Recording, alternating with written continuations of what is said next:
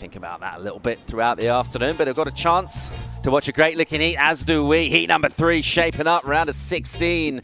Griffin Colapinto taking on Jackson Bunch. Jackson looked great in the qualifying round. Colapinto also looked really good indeed. Very impressed with the way he puts his waves together. Yeah, for sure. As we see Jackson having a look at this first right. Bunch into it on the backhand from him. Look how knifey he is. That board so whippy and light and just cutting water effortlessly. It really is crisp surfing, incisive on the outside. Now inside the tube, how deep did he get there? Didn't see him disappear. There's a nice hit with some drift. Uses that crumble, banks off a section, comes out with speed, using the rail and just tagging it. So pretty much textbook backhand surfing, tube time for him with acceleration, with deep cover, comes out, cuts his line down, a finner to finish. He'll just poke the nose on the end of that reverse. But he's so light and whippy and dynamic in his maneuvers. He does seem to just accelerate into those turns, which always looks exciting and on edge. Didn't quite get the finish though, Flick. No, but everything was looking so good up until that point. And this is a really big matchup for Jackson right now. I mean, we've been talking about Griff all event, and he's really asking the question here. All this surfing was so well done. Precision on the backhand, really projecting up into that. You can really see just how his read on the wave is really good. I mean, we watched him in the practice surfs too, spoke about it yesterday. Really great performer. And then I thought really all the hard work was done. Yeah, just comes out here, gets a little bit of progression, but just can't get that spin around. Let's have a look here. Releases those fins. And then just getting stuck a little bit on top. Sort of brings it around. Hard work done, but that wave just getting really cuppy and nose unfortunately picking there. This wave as well, we'll revisit that theme about the rookies. It's not so much of a disadvantage, you feel, in lots of ways, in terms of, certainly in terms of familiarity with the spot. Here we go, left to complete the run for Bunch. Here we go, the goofy on the forehands, up and into the lip. Just tagging one nice and vert, gets a full rail jam, using that edge to good effect. So looking for the tube, gets a pump, and then tries to get behind the curtain. Won't get there initially, and then it'll get a little more throaty, and he'll get some more cover. Now you see the squirt for speed. Now you see a punt, and he'll land that on the face. He'll revert back, and he'll tag it again. Bunch building up speed and stalling almost at the same time there, and then a big ramp section, a massive alley. Wow. The landing is absolute butter. Just feather pillows on that landing for Jackson Bunch. Gets the air reverse to finish as well, and he loves it.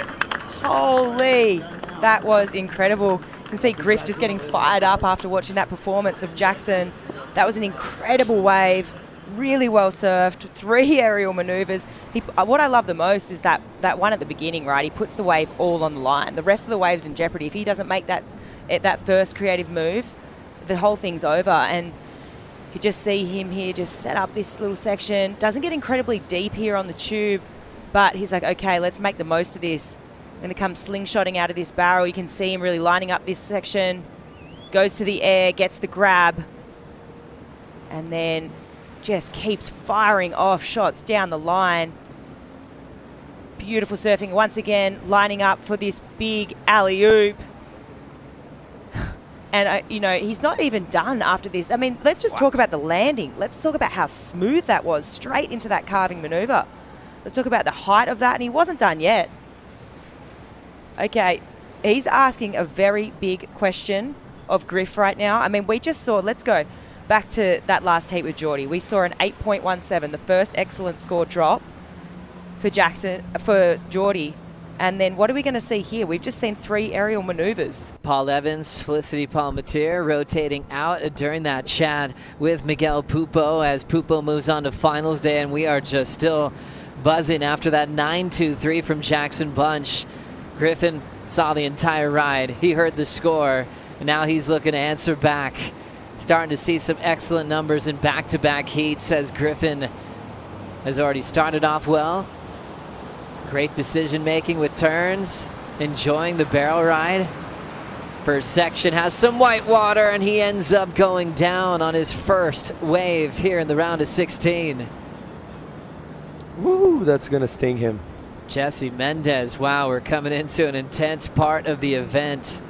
Jordy got out of the 7 range for us, seeing the excellent scores. Judges really loving that risk when he did the Superman and then Bunch threw down 3 big airs. What happened to Griffin on this turn? Too high. That's exactly what happens. Like, that section was coping a little bit underneath him. He put his board way up vertical. Colapinto winning in the Surf Ranch in a close decision over Italo a couple of years back. Now setting up the backhand, first connection clean.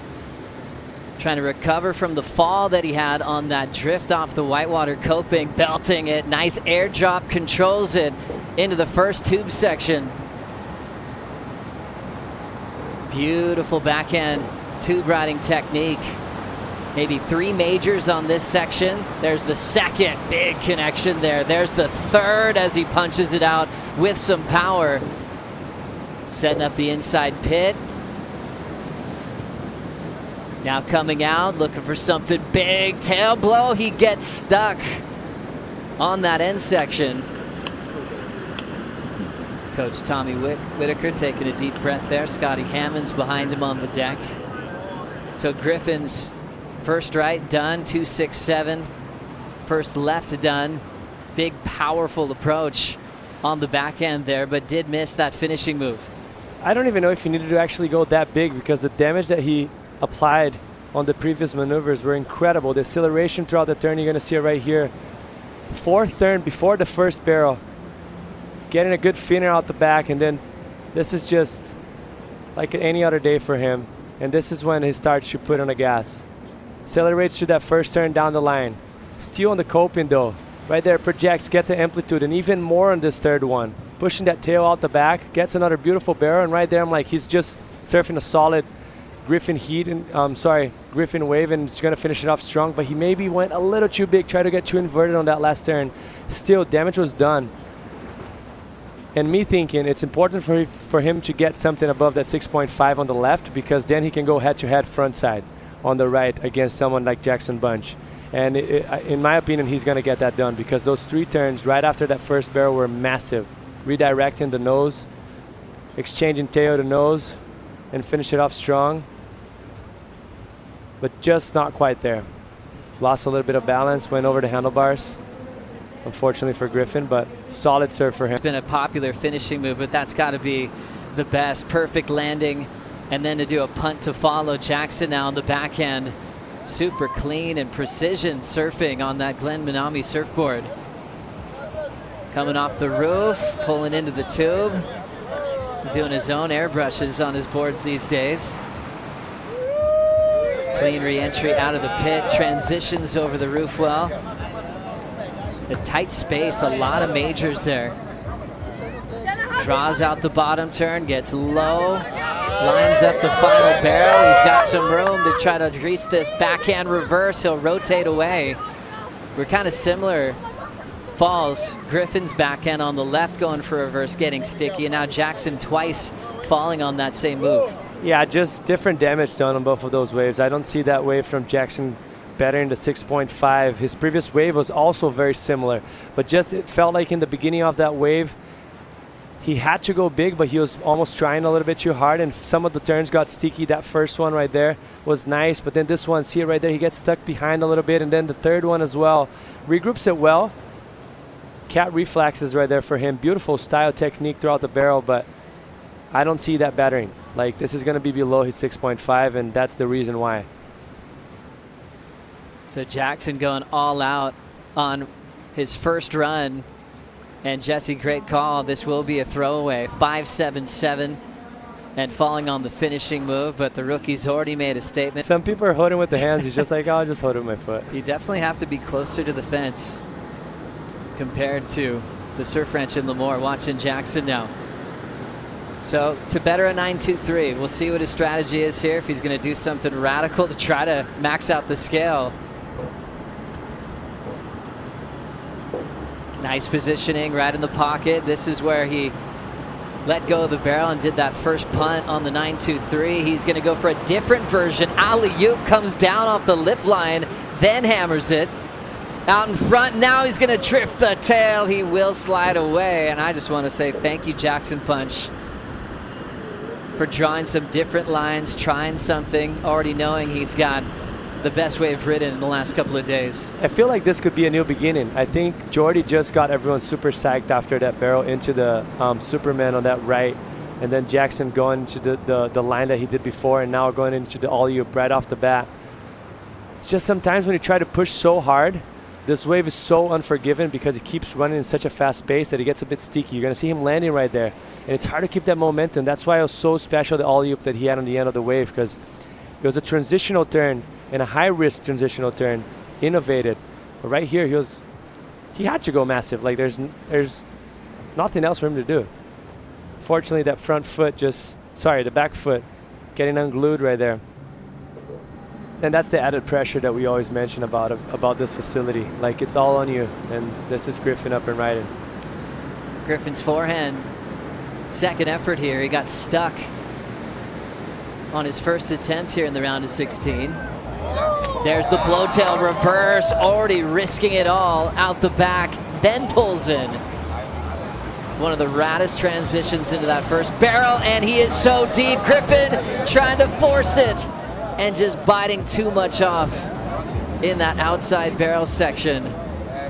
A tough blow for the Colapinto camp because he only had a 2.67 previous. He really needed to get a keeper on that last wave. Yeah, I think it's done for him. He needed a better at 2.67. That was interesting. That wave really ran out pretty quickly, and Chandelier in front of him more than the usual. And we don't have the strongest of the winds right now. Interesting to see what the boys are thinking, watching it live, obviously. But that wave kind of ran all the way down. Beautiful start of a wave. Look how he moves his front foot backwards after that rotation. Then right here, starts to slow himself down. First Chandelier. He actually goes through it. Second one and the third one's going to come up right there and just kind of shuts it down in front of him. Maybe getting a little bit too greedy on that wave, and he needed to, though. What a class act, a rookie on tour, putting on one of the best performances we've seen in the pool. And Griffin Colapinto will enjoy this perfect left as he will be preparing for Portugal, a place where he's found a lot of success. He knows what it's like to take out that event, even when you just look at what he did last season over there in Europe. He's done really well in El Salvador, final last year at Bells with his good buddy Cole Hausman. And look at him go, just an insane threat for a win here. That was a gigantic key heat win for Jackson Bunch, not just for this event, but for his rookie year on tour. Jackson will be taking on the winner of the next heat, Rio Waida versus Connor O'Leary. Pro surfing for the very first time here on Saturday. What a great time to be joining the story and being included into this growing surfing community. Jackson Bunch 6.5923. Join us in the conversation on our social at WSL. Compare the best lefts we've seen in the wave pool C system to what Jackson just threw down on that 9.23.